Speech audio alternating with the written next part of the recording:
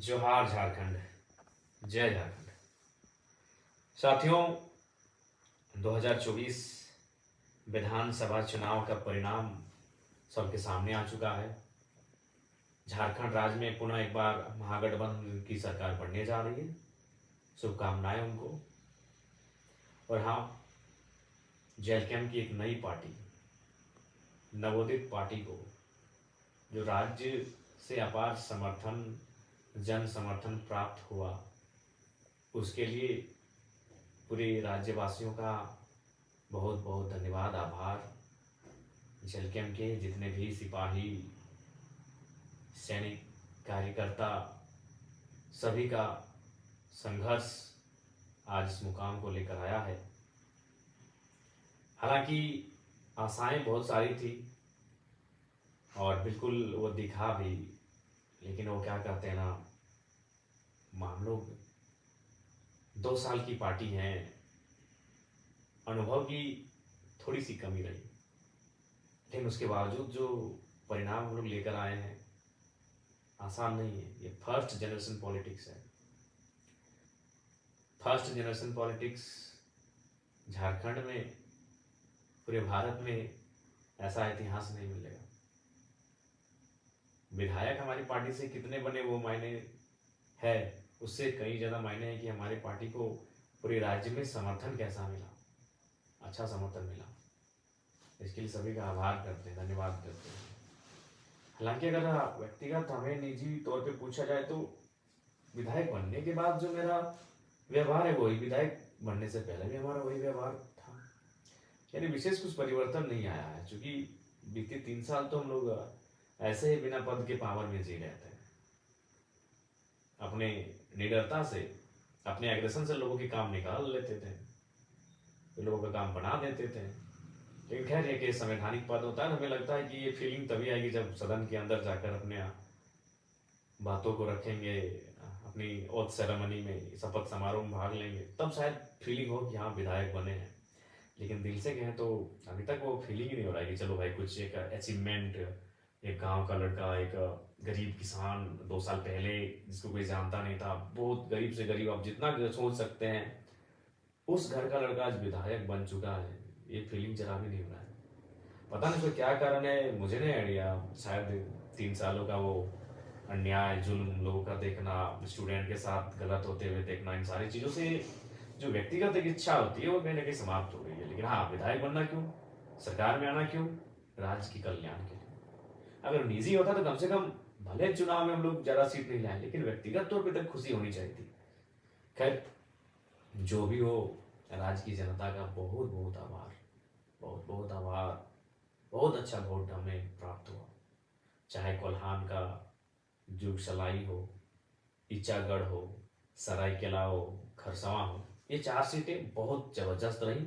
उसके अलावे जो सीटें रही उनको भी धन्यवाद। अगर आप दक्षिणी छोटा नागपुर की बात करें तो तमाड़ में अच्छा खासा वोट रहा, सिल्ली में अच्छा खासा वोट रहा, कांके और खिजरी में भी, यानी दक्षिणी में भी 4 सीटें बहुत लाजवाब रही। उसके अलावा बाकी सीटों पे हम लोग अच्छा किए।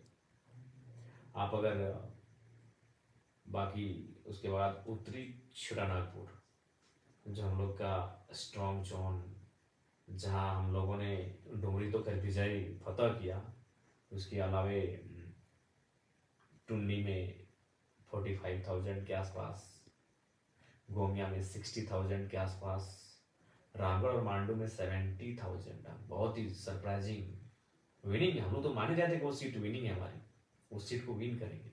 चंदन क्यारी में दूसरा स्थान, तो ऐसे सिंदरी में भी 36,000 के आसपास। तो ओवरऑल बहुत अच्छा फीडबैक। पहला चुनाव, फर्स्ट अटेम्प्ट चुनाव, प्लस युवाओं की टीम, नए लड़के, कभी पॉलिटिक्स किए नहीं है, अगर किए नहीं तो कार्यकर्ता की हैसियत से किए हैं। एक किंग मेकर, एक नेतृत्वकर्ता की हैसियत से जो लड़के कभी पॉलिटिक्स किए नहीं हो, जो बहनें, वो जो महिलाएं, वो हमारी राजनीतिक दल में सम्मिलित हैं, उसके बाद भी इतना अच्छा प्रदर्शन, ये बहुत सुनहरा। और मैं बैरमो भूल रहा था, 60,000 बैरमो। हालांकि बैरमो की तमाम जनता का बहुत आभार, बहुत प्यार मिला। हालांकि मलाल तो रहा, असल फतह तो करने को देश बैरमो ही था। लेकिन हम भी तो कोई 30 मार का थोड़ी है। एक दिन का कार्यक्रम दिए थे, एक ही सभा हम बैरमो में किए, हमारी हार का कारण वही रहा।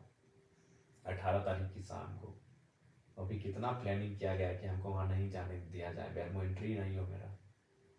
काश अगर बैरमो में हम जिस प्रकार डुमरी में हम शायद एक एक पंचायत तक एंट्री किए थे, डुमरी में 70 का 70 पंचायत एंट्री किए थे, तो उसी प्रकार अगर बैरमो का सारा पंचायत, जरेडी का 17, पेट्रोबार का 10, बैरमो का 19, चंद्रपुरा का 14, नगर में जो वार्ड है अगर सारा को विजिट कर लेते हैं तो हमें विश्वास है चुनाव हमारे पक्ष में होता है और शायद 7,000 10,000 से चुनाव हम जीत जा गए होते हैं।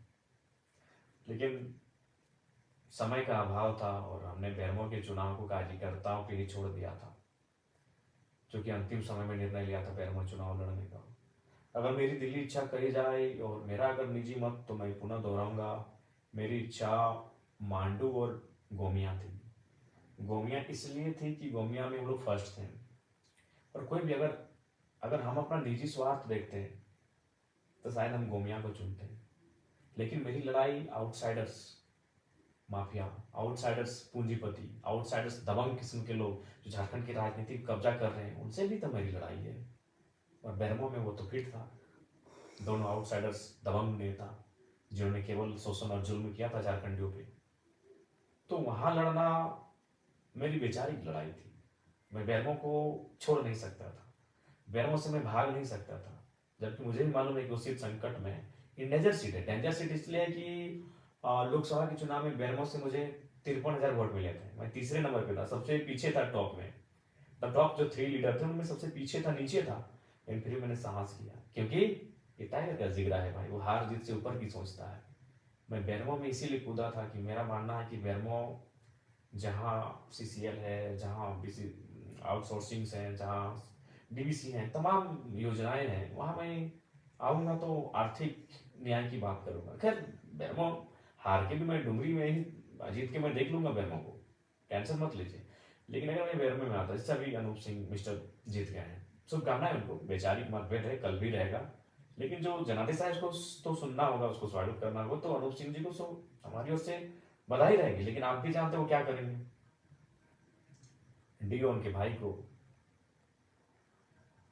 रैक उनके जीजा जी को, ट्रांसपोर्टिंग उनके साले साहब को, बहुनई को, जीजा को, साला को, भाई को। इसके अलावा अनूप सिंह जी कुछ विशेष आगे सोचेंगे नहीं। पूंजीवादी सोच के व्यक्ति हैं, साम्राज्यवादी सोच के व्यक्ति हैं, राजशाही सोच के व्यक्ति हैं, लेकिन फिर भी बैरमो के लोगों को जो भी उन्होंने निर्णय लिया है उसका भी स्वागत है। लेकिन हाँ, अगर ये आपका टाइगर जीत जाता है तो फिर बैरमो से ही झारखंड को अगर तब्दील नहीं करते तो फिर आप बेकार करते हैं। अगर हम जीत के आते हैं तो बैरमो में जितने भी वर्ग समुदाय के रहने वाले लोग हैं, हर एक वर्ग तक पहुंच कर कम से कम एक एक व्यक्ति को तो जरूर लेके आते हैं। अनूप सिंह जी जीत गए हैं, उनकी बिरादरी के बाहर शायद ही कोई व्यक्ति आपको डीओ में, ट्रांसपोर्टिंग में दिख जाएगा। दिख जाए तो अच्छी बात है और गनीमत है। अगर हम जीत जाते हैं तो एक एक समाज के व्यक्ति को वहाँ खोज के लेके आते हैं, क्योंकि आर्थिक न्याय का मतलब ही होता है हर एक समाज, हर एक तबका के पास आर्थिक स्थिति सक्षम होना। तो खैर जो जीत गई सो बात गई। लेकिन बैरमो के तमाम साथियों का बहुत बहुत धन्यवाद कि हमने एक दिन कार्यक्रम दिया और अपने वोट 60,000 तक पहुंचा दिए। बहुत बड़ी बात है, जीत है। बैरमो में हम अपना फ्यूचर देखेंगे, है फ्यूचर हमारा। और डुमरी का तो खैर वो भावनात्मक रहा है, डुमरी का आभार। उसके अलावा सभी टुंडी रहे, गोमिया रहे, सबको धन्यवाद, मांडू रहे। लेकिन विशेषकर जहाँ से मैं लड़ा हूँ, डुमरी बैरमो के तमाम कार्यकर्ता, आप निश्चिंत रहे। जयराम कुमार महातो डुमरी का विधायक थोड़ी है। क्या लगता है कि आपको हम हमें विधायक ही मान रहे हैं? जी नहीं, आप तो हमें राज्य का नेता मानते हैं। हम राज्य की आवाज है, हम राज्य का चेहरा है। बिल्कुल आप टेंशन मत लें, हमने जीता डुमरी है, नजर बैरमो, बागमारा, टुंडी में भी रहेगी, निश्चिंत रहिए आप। हम खड़ा है, ये पागल जिद्दी जुनूनी टाइगर आपका खड़ा है, टेंशन मत लीजिए। आपके समर्पित भाव को बहुत बहुत शुक्रिया, बहुत समर्पण आपने दिखाया चुनाव में। और हाँ, हाँ, कहेंगे कि थोड़ा जुलूस वगैरह जो है इसको थोड़ा कट आउट कीजिए और कोशिश कीजिए काम पे लग जाए। और अगर आप जुलूस निकालते हैं तो अपने पंचायत में दिन को निकालिए, रात को बिल्कुल भी नहीं। दिन को निकालिए और कोई भी हमारे कार्यकर्ता है किसी प्रकार का ऐसा कुछ मतलब नहीं करेंगे जिससे कि पार्टी की छवि धूमिल हो। और विशेषकर जेएमएम के साथियों से कहेंगे, देखिए चुनाव 20 वर्षों तक जनता ने आपको जनादेश दिया था। अब उसी जनता ने अगर आपको जनादेश नहीं दिया है तो उसका सम्मान कीजिए। हार के बाद आपके कुछ कार्यकर्ता देखें, कुछ घटनाएं ऐसी घट रही हैं, हम चाहेंगे कि बदले के भाव से नहीं, बदलाव के भाव से मिलकर काम करते हैं। आइए जन्म के साथ ही डुमरी में मिलकर काम करते हैं, तमाम योजनाओं को गांव-गांव तक, खेत खलिहान तक पहुंचाते हैं। और ये सभी संभव होगा जब वो क्या करते हैं ना, मिलकर काम करते हैं। पक्ष विपक्ष चुनाव में फिर देख लेंगे, आलोचनाओं को फिर चुनाव में देख लेंगे। चलिए अभी डुमरी के लिए आगे हाथ बढ़ाते हैं, मिलकर काम करते हैं। सभी से आग्रह होगी और विशेषकर युवाओं आपसे कहेंगे, आज आप जयराम महतो को अपने स्क्रीन में देख रहे हैं वीडियो के माध्यम से। ये वही जयराम महतो है जो 2 साल पहले यही तोपचांची और जिस डुमरी से मैं विधायक बना वही डुमरी जहाँ से बसें निकल कर आती थी, बसें गुजरती थी वहाँ से।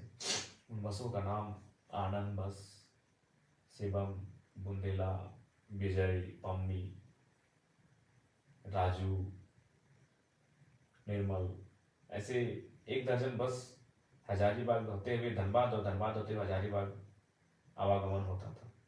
उन बसों पे हम लोग झगड़ा करके चढ़ते थे, भाड़ा नहीं देंगे, 2 रुपया से ज़्यादा नहीं देंगे, 5 रुपया देंगे। और हार्डली गिरफ्तार आते थे 10 रुपये, 2 रुपया से वो कहानी शुरू हुई थी, 5 रुपया से होकर 10 रुपया तक पहुंची थी। अभी क्या भाड़ा है मुझे नहीं पता, क्योंकि अब तो हम लोग मान के चलिए दोस्तों के स्कॉर्पियो में चलते हैं। 40 रुपया है, यानी आज 40 रुपया हो गया है भाड़ा। और मेरा मैंने 2 रुपया से शुरुआत की थी बसों का सफ़र। एक इंटर ऑफ साइंस के स्टूडेंट जब राजगंज ट्यूशन जाते थे, अब 2 साल पहले की बात करें, आंदोलन से पहले, तो यही मैंने अपने मास्टर्स को कंप्लीट करके पीएचडी को ज्वाइन किया था। यानी जो लड़के को आप देख रहे हैं आज एक विधायक के रूप में, ये लड़का कल्पना सोरेन जी की तरह कोई राजघराने से नहीं है। पाकुड़ की जो विधायक बनी आलमगीर आलम की अर्धांगिनी, उनकी तरह कोई राजघराने की नहीं है। मेरे हिसाब से राजघराना मतलब विधायक का घर, मैं उसको राजघराना कहता हूँ। सुन लीजिए पहली बात को। पूर्णिमा साहू जी जमशेदपुर से जीती, जो रघुवर दास की पुतोहू है, मैं उस राजघराने से नहीं हूँ। तो जयराम कुमार महतो को बड़ी करीब से आप देखिए। आज से महज 3 साल पहले मेरी तस्वीर शायद सोशल मीडिया में होगी, जाके देखिएगा। एक दुबला पतला सा लड़का, मासूम सा लड़का, मासूमियत चेहरे में, आंखों में एक सपना कि कुछ करेंगे। वो सपना कुछ बनने का, कि गरीब परिवार से संबंध रखते हैं, बहुत खर्च हुआ है पढ़ाई लिखाई में, तो कुछ बने। क्या बने? कुछ भी। कोई बहाली आए उसको भरे, टीचर की बहाली हो, प्रोफेसर की बहाली हो, और उससे पहले जब पीएचडी नहीं किए थे तो उससे पहले सीआरपीएफ की बहाली हो, आर्मी की बहाली हो, रेलवे की बहाली हो। उन बहालियों को फॉर्म भरना, उनके लिए मेहनत करना, ये चीज़ रहा है। वही लड़का आपके सामने आज आपके स्क्रीन में है, और यकीन मानिए वो लड़का विधायक है। हालांकि हमको ज़्यादा कोई एक्स्ट्रा फीलिंग नहीं हो रहा है विधायक बनने का, लेकिन आप यकीन कीजिए ये जयराम महतो विधायक है।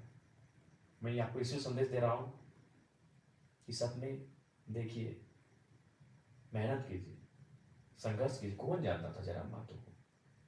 आज मीडिया में भले नेगेटिव बोले या पॉजिटिव बोले, आज देश की जितनी भी नेशनल मीडिया है, एक 30 सेकेंड ही सही जयराम महतो का नाम उनको लेना पड़ता है। कोई नहीं जानता था जयराम महतो को। जयराम महतो खुद जयराम महतो को नहीं जानता था। कौन है जयराम महतो? हुई जयराम महतो। क्या था दिनचर्या हमारा? सुबह मॉर्निंग में उठना, घर से 600-700 मीटर दूरी में मैदान फुटबॉल का, वहाँ दोस्तों के साथ आकर सुबह वही बैठकर डिस्कशन, वहाँ से जोरिया तक जाना, जोरिया में फिर नहाना धोना और बसों में बैठकर फिर कॉलेज तक पहुँचना, फिर कॉलेज से रिटर्न आना, बीच में 2-4 घंटों का ट्यूशन लेना, शाम को एनी हाउ खेल का मैदान, चाहे फुटबॉल हो, क्रिकेट हो या वॉलीबॉल, ये 3 चीज़ों का शौकीन। एनी हाउ कुछ भी हो जाए, मौसम खराब हो कोई मतलब नहीं, 2-3 घंटा खेल के मैदान में, फिर रात को ट्यूशन, सेल्फ स्टडी, फिर सुबह फिर एक दौर आया जब मास्टर ऑफ आर्ट्स यानी एमए की परीक्षा को मैंने इंग्लिश लिटरेचर से प्रथम श्रेणी से उत्तीर्ण किया पीके रॉय मेमोरियल कॉलेज से। तो एक दिन की घटना है, मैं नहाने के लिए जोरिया जा रहा था। जोरिया जिसको आप छोटी नदी कह सकते हैं, अगर आप सभी नहीं समझे कि जोरिया का क्या मतलब है, तो छोटी नाला नदी कह सकते हैं। तो वहाँ कुछ हमारे बगल में जो एक सरकारी +2 हाई स्कूल है, बच्चे क्लास को छोड़ के बाहर बैठे थे। तो बच्चों को तो पहले हमने चूंकि पकड़ा, उनको अपने साथियों के साथ उनको पकड़ के प्रिंसिपल के पास हम लोग कंप्लेंट करने के लिए गए कि सर क्या हो रहा है, स्कूल का टाइम है, आपके बच्चे जोरिया के किनारे घाट में बैठे हैं नदी के सामने।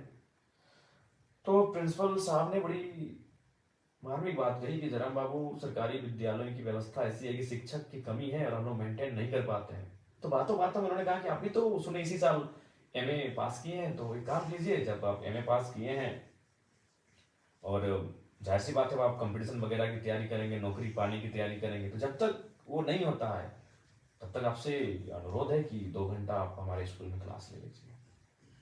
हम गए थे शिकायत करने के लिए कुछ बच्चों का कि ये बाहर भाग के आए हैं स्कूल के टाइम में, और हमें क्या, हमें उल्टा प्रिंसिपल ने कहा कि आप पढ़े लिखे हैं तो 2 घंटा पढ़ा दीजिए। बोला ठीक है सर, पर उन्होंने कहा कि ठीक है, लेकिन आप कंडीशन है कि आप एक आवेदन लिख के दीजिए और अपना जो सारा सर्टिफिकेट्स एमए का, बीए का, इंटर का और मैट्रिक का सर्टिफिकेट इंक्लूड करके कि हम भाई निःशुल्क शिक्षा देंगे, भविष्य में आप किसी प्रकार का दावा नहीं करेंगे। बोले ठीक है सर। हम गए थे भाई शिकायत करने, अब तो हम खुद प्रिंसिपल महोदय की बातों में अब बात भी ऐसा विषय उन्होंने कह दिया कि पढ़े लिखे हैं।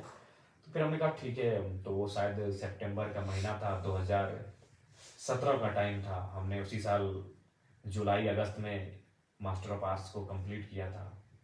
और जब गए क्लास लेने के लिए तो पहला ही दिन जो माहौल क्रिएट हुआ, जो कि आप भी जानते हैं कि पूरे राज्य ने मेरे भाषणों को सुना।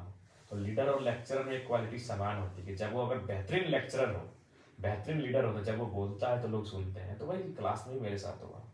जब मैं बच्चों को पढ़ाने लगा, जब मैं उनको एक्सप्लेन करके समझाने लगा, तो पूरा क्लास सन्नाटा, शांत और सुनने लगे। तो इससे क्या हुआ कि डिमांड्स बढ़ गई और प्रिंसिपल ने रिक्वेस्ट किया कि नहीं, हम तो आपको ऐसे ही बोले थे कि भाई टीचर की कमी है, लेकिन अब आपसे रिक्वेस्ट होगा जब तक आप कुछ बनते नहीं है, कुछ करते नहीं अपने लिए, तो 1-2 घंटा पर डे निकाल के यहाँ बच्चों को पढ़ा दीजिए। वो सिलसिला चलता गया चलता गया और 4 साल बीत गए। यकीन मानिए 4 साल। एक एमए का लड़का, गरीब का घर का लड़का, जिसको ठीक से मेंटेन नहीं होता है, वो फ्री में पढ़ा रहा है। कहाँ हाई स्कूल में फ्री, निःशुल्क शिक्षा दान दे रहा है।